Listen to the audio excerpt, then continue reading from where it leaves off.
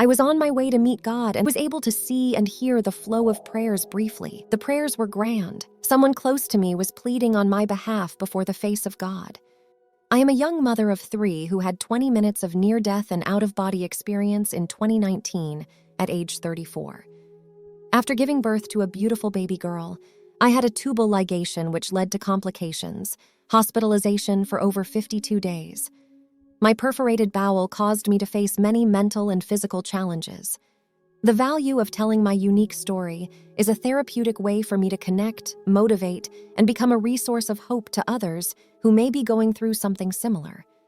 My story is not for me to keep. It's purposely destined to be shared with the world. At age 16, 32, and 33, I've been resilient in bringing a new life into the world without delivery complications. My health never declined, and like always, I would bounce back to being active like jumping out of airplanes, climbing mountains, traveling, and just living my best life with princesses. I had plans on returning to my dream job at the Arkansas Heart Hospital and continuing my studies earning my Bachelor of Science in Health Information Technology at the University of Arkansas for Medical Sciences. However, this last time around, after giving birth, changed my life forever. My newborn was sent home to her next of kin for up to 6 months. My 16 years old at the time was left with caring for her younger 1-year-old sibling, and my family was at my bedside every day as I was fighting for every breath of life. Imagine with me the game hopscotch. It's a traditional game designed to be fun, and it brings back good memories of jumping on squares of numbers after the next. Well, with a snap of a finger, hopscotch is now your reality. Hopscotch was a game changer for my life. Each square represented a single problem, double problems, another double problem. By now, you can imagine this concept. Along the way, I was mentally and physically exhausted. However, I heard the pleading in my mother's prayers, the cry in my father's heart, and saw the sadness in my sister's eyes for me to survive. I wasn't a person that would give up easily anyway. So I endured test after test, surgery after surgery. My faith was tested like never before, but I kept going, and now I can see God's promises for my life in my future. My surgical scars are not the prettiest. In fact, they are pretty ugly. However, they remind me every second just how close I came to being gone forever, and for that, I am grateful. My scars have shown me a new path that I am able to share with the world. I am grateful to God who sent me a team of angels. On July 22, 2019, 2 days after surgery, Connecticut scans showed significant atelectasis, complete or partial collapsed lung. On July 23, 2019, the abdominal X-ray showed a large amount of fecal material in my right colon, as well as colonic ileus, intestinal obstruction, along with intraperitoneal free air, indicating perforation. An NG tube was placed in my nostrils for feeding, and for gastric decomposition, NG tube procedure was extremely painful, very uncomfortable, and I declined the placement of another NG tube down the line. I made it to July 26, 2019, exactly 6 days after surgery with signs of life-threatening illnesses and infections. I kept complaining that I was hot. My family was getting worried because the room temp was extremely cold. I laid directly beside the air vent and still not cooling off. Deep inside, I was burning up. A match was lit inside of me, and the heat was spreading like a wildfire, suffocating my bones and my organs. Everyone was puzzled, except my sister. With her medical knowledge, she recommended that the doctors look into signs of an infection. Honestly, I wasn't going to make it to see dawn. I was on the verge of death. My mama was my advocate. My signs and symptoms were going to be followed up in the morning, but my mom was persistent, firm, and strong with getting me help that night. The doctors ran a CT abdomen and pelvis with contrast, which showed increased fluid and air concerning perforation. General surgery was consulted, and I went into emergency exploratory surgery right away. During the exploratory surgery, once my abdomen was opened, the surgeon noticed a return of free air and a large amount of succus, juice, a little over 3.5 liters. She noticed that my bowels were pretty poor in shape with a fair amount of exudate, fluid. Further exploring my abdomen, she discovered a 0. 5 centimeters bowel injury that happened during the tubal ligation on July 20th, 2019. She also found several interloop abscesses. The surgeon was able to remove the abscesses and rinse out my intestine, thoroughly checking for additional punctures.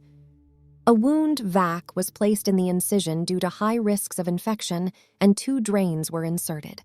The left drain was placed in my pelvic behind my enlarged uterus, and the right drain was placed within my small bowel. I was sent to PACU for treatment. Cultures revealed I had 3 life-threatening infections: Klebsiella oxytoca, Streptococcus aeruginosus, and Enterococcus hyrae. Unfortunately, these infections were left untreated for days and had entered my bloodstream and began to attack my organs. I became septic. The smell and tastes from my bowel coming out my mouth were toxic. On my 34th birthday, August 16, 2019, still in ICU, I was diagnosed with acute hypoxic respiratory failure, acute renal failure, and congestive heart failure with an EF of 10 to 15% blood pumping to my heart. I also developed anemia and had a scary episode of epistaxis, nosebleeds. According to the nurse, I bled quite a bit and received 2 blood transfusions on August 29, 2019 and September 3, 2019. My health continued to decline. Chest x-rays showed bilateral pulmonary infiltrates versus edema, basically pneumonia, in both of my lungs. Gosh, I just knew the pneumonia was going to take me out. I was on several antibiotics and remained on BiPAP for increased oxygen. I found the strength to walk little by little with assistance, and I was constantly being repositioned by nurses on the hour to reverse the pneumonia, as well as to take the pressure off my bed sores and back pain. 3 days later, the pneumonia in both my lungs subsided. One doctor reported that I seemed over-medicated. He was probably right. I was given anything to ease my pain and suffering, such as morphine, oxycodone, Percocet, just to name a few.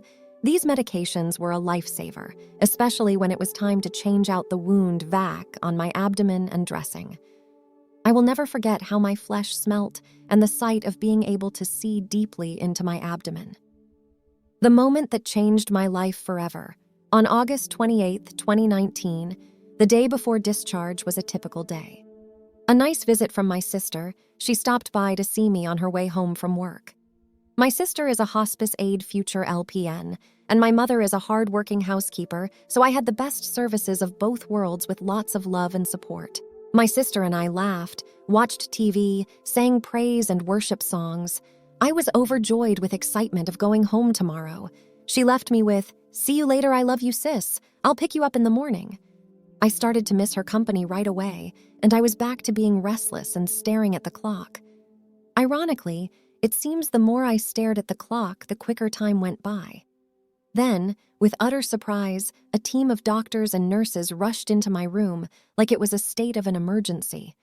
They were prompted stat by the heart monitoring team to get to me fast.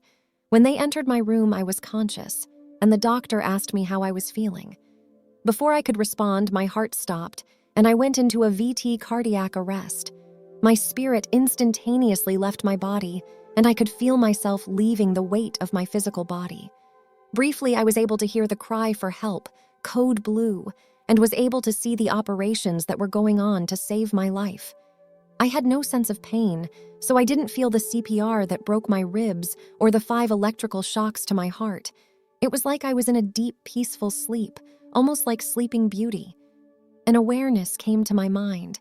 My body is there in reference to the hospital bed, but I am here in the knowledge that I was in a far separate place than my physical body. An awareness came to my mind, and with complete shock and fear, I said to myself, "Oh no, I just died. I didn't mean to die." Swiftly, a calmness came over me like a soft and gentle, comfy blanket. I felt reassured that I was going to be okay. I felt like I just gained some superpowers. I was immortal, floating towards a warm, inviting being of light in a dark tunnel. I felt pure and light as a feather floating up effortlessly towards the light. I couldn't take my eyes off the light. I was deeply engaged. The dark tunnel turned into rays of vibrant light, a blend of futuristic colors, and the space around me and beyond me was endless. Then, I heard the most beautifully composed instruments of music and peaceful sounds. I was mesmerized. The closer I was being called by the light, the deeper my rest felt. I felt special, connected, welcomed, home, loved, and equaled. I felt smiled upon and forgiveness. I wasn't worried, stressed, hungry, thirsty, or in pain. There was no notion of time. I was on my way to meet God, and I was comfortable. I was able to see and hear the flow of prayers briefly. It's like the prayers were an object and I was passing them by. It's also like receiving gifts and saying, all of this for me with a big smile. So I know for sure God hears prayers. I am not sure if I was aware of who was praying. I just knew that each individual prayer belonged to me. The prayers were grand. I feel the more the merrier when it comes to someone praying for you. Someone close to me was pleading on my behalf before the face of God. I feel that it was the spirit of my grandfather who I adored and missed so much. Lastly, I eased into a garden, and it was one particular flower that intrigued me. It was like a burgundy to reddish lily flower that stood out among all the other flowers in the valley. The stem of the flower was translucent, and you could see the flow of life and energy. This was my glimpse into paradise. This experience was higher than my mind could fathom, so what happened after this is a blur. I am not sure if I had a choice to stay or return.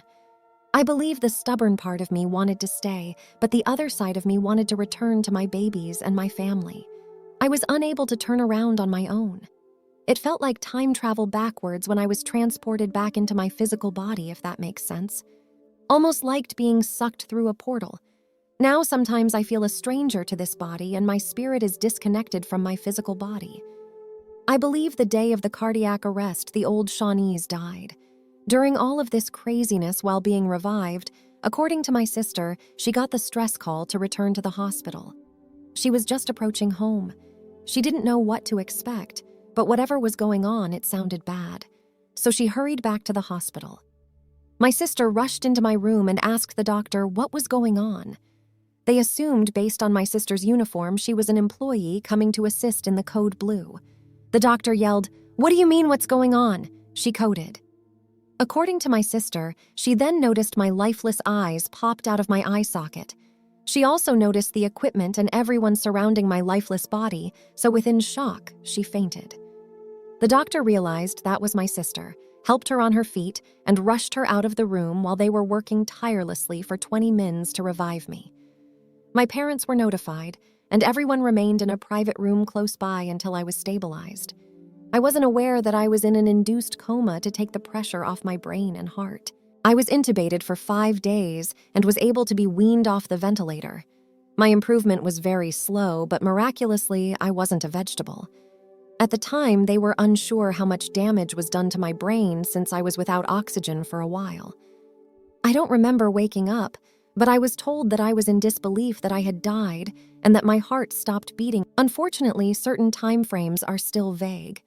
I was told that I was given medication to wipe out the memory of the trauma. God allowed me to keep certain memories of the near-death experience, to cherish them in my heart and share them with the world. On September 11th, 2019, I was finally discharged to go home safely with 25 to 30% blood pumping to my heart. I was on over 20 pills daily, I wore a life vest, had an IV milrinone in my arm for cardiac support, a PICC line still inserted in my chest as well as the wound vac still in place.